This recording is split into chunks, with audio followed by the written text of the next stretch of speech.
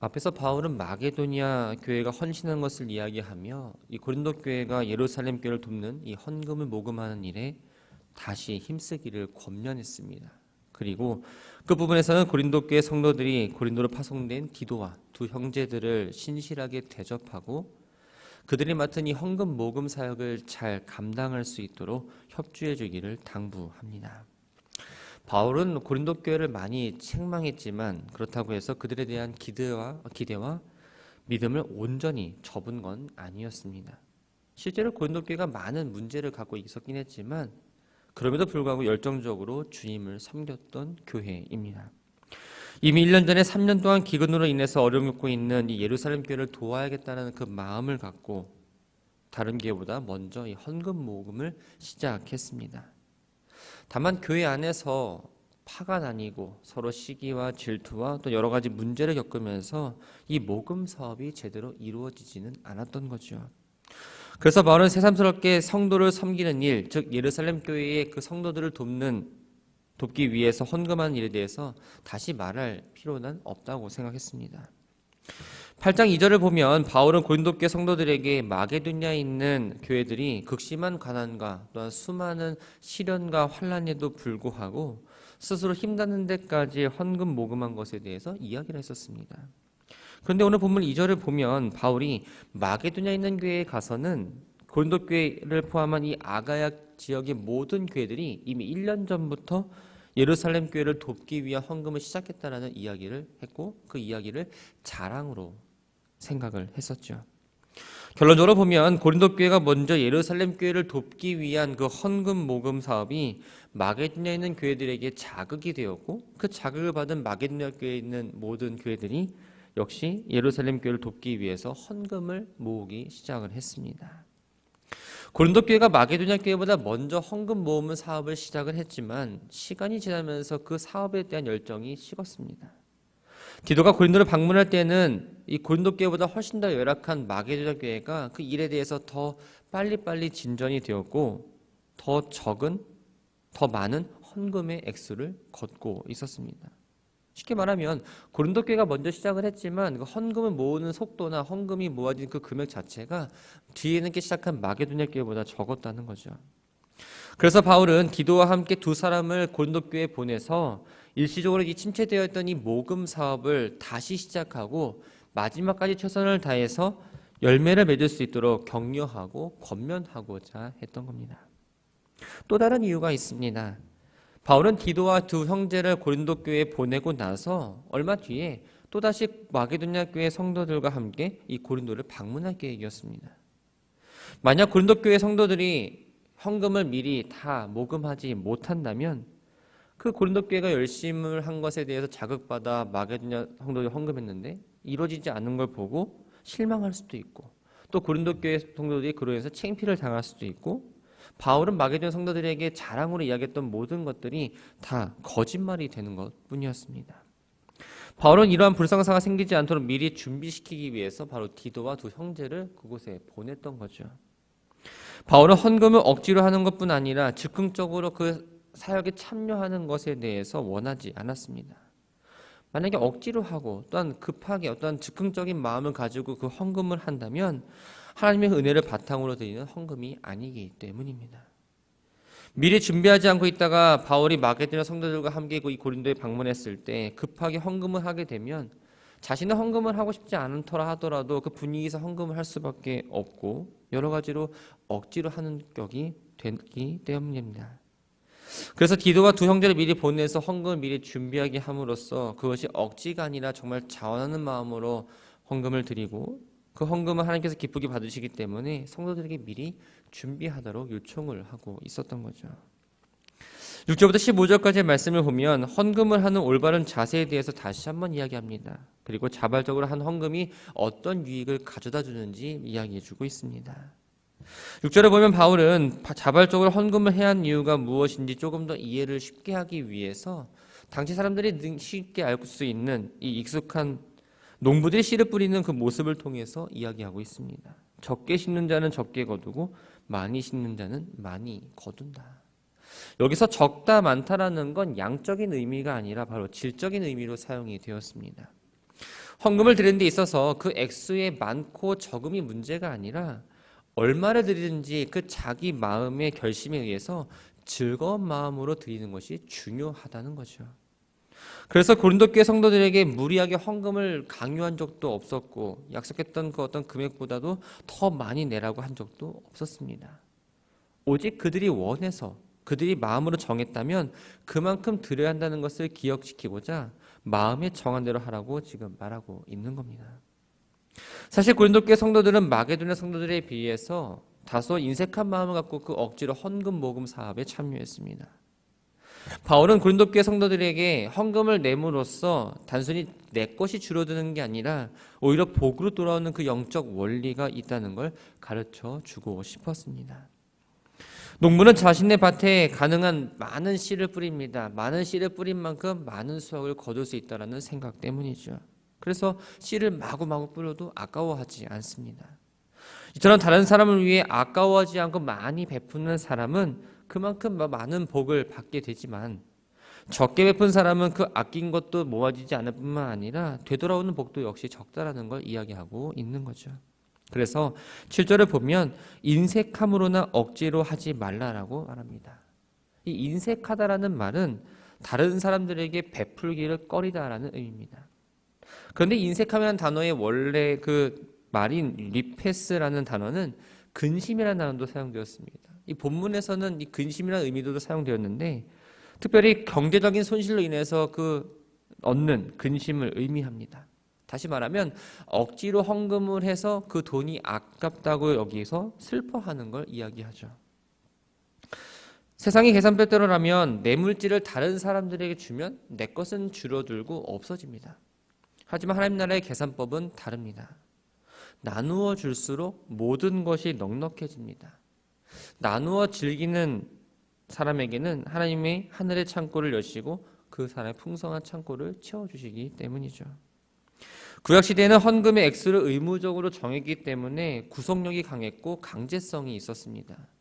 그래서 헌금을 즐겨내는 경우보다는 마치 의무를 수행하는 것처럼 형식적으로 드리는 경우가 많았습니다. 바울은 헌금이란 억지로 드리는 것이 아니라 자원하는 마음으로 미리 준비했다가 드리는 거라고 분명하게 이야기합니다.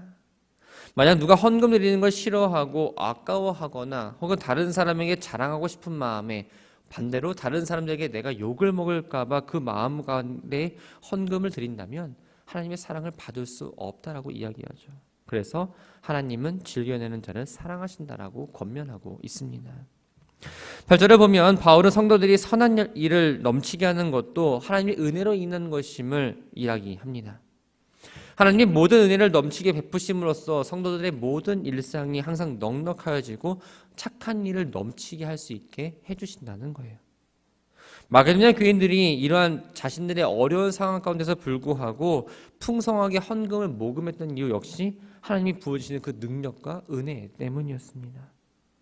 그러면 선을 행하는 것도 물질을 섬기는 것도 본인이 계획해서 스스로 하는 것이 아니라 바로 하나님의 은혜 가운데 감당하는 것이고 하나님이 은혜를 주셔야지만 하는 게 아니라 하나님이 풍성 은혜를 주셨기 때문에 하는 것임을 기억해야 합니다. 9절에서 바울은 시편 112편 9절의 말씀을 인용하면서 다른 사람에게 도움을 주는 건 하나님 앞에 영원히 기억될 의로운 행위라고 이야기합니다. 하나님은 우리가 이웃에게 행한 선행을 잊지 않으신다는 거죠. 그럼 우리가 선을 행할 때에는 최선의 모습으로 정성을 다해서 섬기고 헌신해야 합니다. 10절부터 15절까지의 말씀을 보면 이 구제 헌금으로 인해 서로가 누리게 되는 유익에 대해서 이야기하고 있습니다. 10절에 보면 바울은 농사의 비유를 이용해서 하나님이 베풀어 주시는 풍성함에 대해서 이야기합니다. 심는다라는 의미는 상징적인 의미를 갖고 있습니다. 당장 내가 먹을 수 있는 그 양식은 이 씨앗을 땅에 심는 건 이후에 얻을 더 큰 소득을 기대하면서 지금 당장 이익을 포기하는 겁니다. 그렇다고 해서 이것이 바로 우리가 생각하고 있는 투자와는 조금 개념이 다릅니다. 바울은 하나님을 심는 자에게 씨와 먹을 양식을 주는 이라고 소개하고 있습니다. 이 말은 내가 나눌 수 있는 건 바로 하나님께서 나에게 주셨다는 것이고 하나님이 나에게 풍성하게 해주셨다는 걸 말합니다. 그 나눈 결과는 무엇일까요? 풍성하게 하시고 너의 의의 열매를 더하게 하신다고 말합니다. 너의 의의 열매란 구제를 행하는 사람에게 구제를 더 행할 수 있도록 채워주시는 어떤 은혜와 축복이고, 동시에 구제를 통해서 나타나는 직접적인 열매들을 이야기합니다. 하나님은 작은 구제 헌금이라도 그것을 풍성하게 하실 수 있는 능력을 갖고 계신 분입니다. 마치 농사를 위해서 씨를 뿌린데 그 씨가 너무나 작아서 이게 과연 열매를 맺을까라고 의심을 하지만 그 가운데서 거대한 나무가 자라고 열매가 나오는 것처럼 하나님은 작고 연약한 것을 들어서 그것을 풍성하게 만드신다는 거죠. 마게도냐 교회 성도들은 이러한 하나님의 능력을 믿었습니다. 그래서 구제한 일에 열심히 참여했고 고린도 교회 성도들에게도 이러한 자세로 이 사업에 참여하기를 지금 권면하고 있는 겁니다. 구제헌금을 하는 최종 목적은 무엇일까요? 씨와 양식의 공급자이신 하나님으로부터 공급을 받으면 그 사람은 넉넉하게 되고 그 넉넉함을 가지고 구제와 자선에 참여하게 됨으로써 그 사람도, 베푸는 사람도, 또한 그 은혜를 받는 사람 역시 풍성함과 부유함을 느끼게 해줄 뿐만 아니라 결론적으로는 바로 하나님께 감사드리는 거라고 이야기합니다.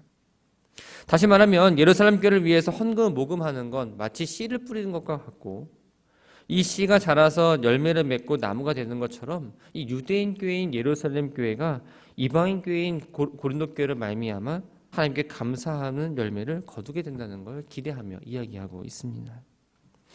바울은 고린도 교회 성도들이 드리는 헌금이 어떤 의미인지를 이야기합니다. 12절을 보면 먼저 헌금을 바로 봉사의 직무라고 이야기하고 있습니다.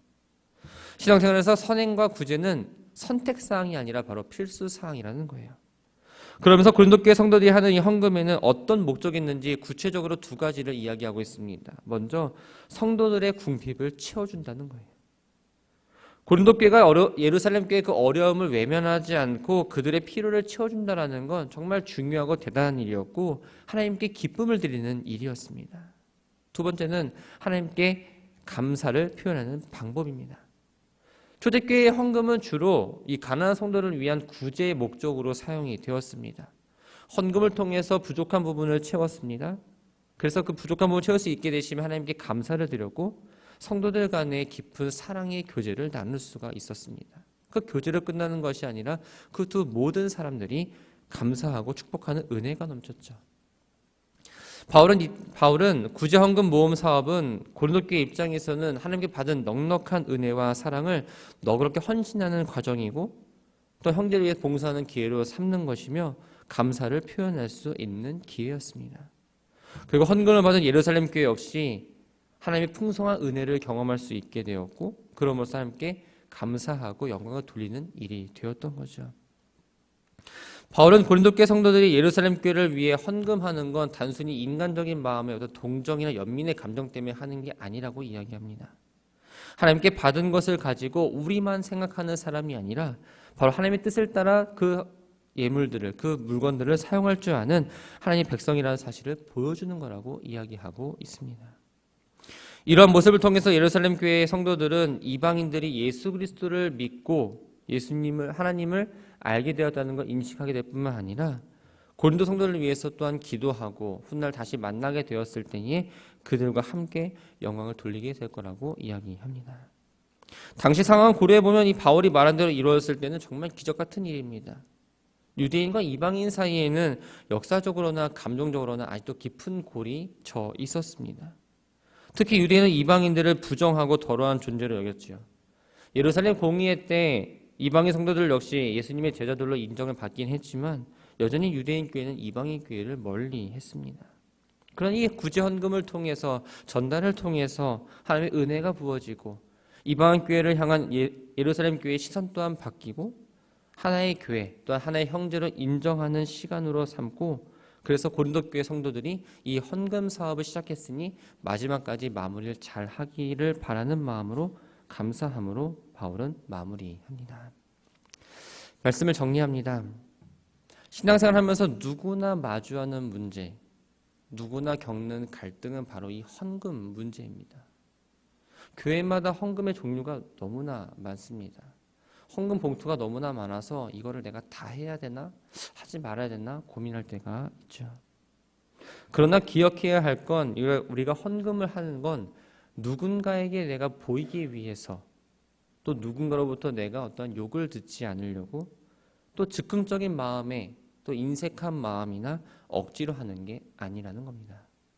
하나님이 주신 은혜를 기억하면서 마음으로 정하고 준비해서 기쁘게 드려야 합니다. 하나님이 나에게 주신 은혜를 잊어버리면 우리는 인색할 수밖에 없습니다. 하지만 하나님의 은혜를 내가 깨닫고 내가 안다면 결국 인색하게 드리지 않는다는 겁니다. 헌금을 드리는 것뿐만 아니라 우리가 선을 행하는 것도 내 생각 또한 내 의지대로 해야지가 아니라 하나님 주신 그 은혜에 너무나 감사해서 나오는 화답임을 기억하시기 바랍니다. 여러분들은 어떠한 마음의 태도로 헌신하고 예물을 드리고 계십니까? 준비 안 된 마음, 억지로 드리는 마음, 또한 인색한 마음, 그냥 단순히 물질을 내는 마음이 아니라 하나님께 받은 그 은혜를 깨닫고 그 감사한 마음을 담아서 주님께 예물을 드리고 맡은 바 사역을 잘 감당하시기 바랍니다. 하나님이 은혜를 주셔야 하는 것이 아니라 하나님이 풍성한 은혜를 나에게 주셨기 때문에 그 감사함을 보여드리는 그런 과정이란 것을 기억하시고 그 즐거운 마음으로 헌신하시고 즐거운 마음으로 하나님의 일에 동참하는 우리 모든 성도들 되기를 주의 이름으로 축원합니다.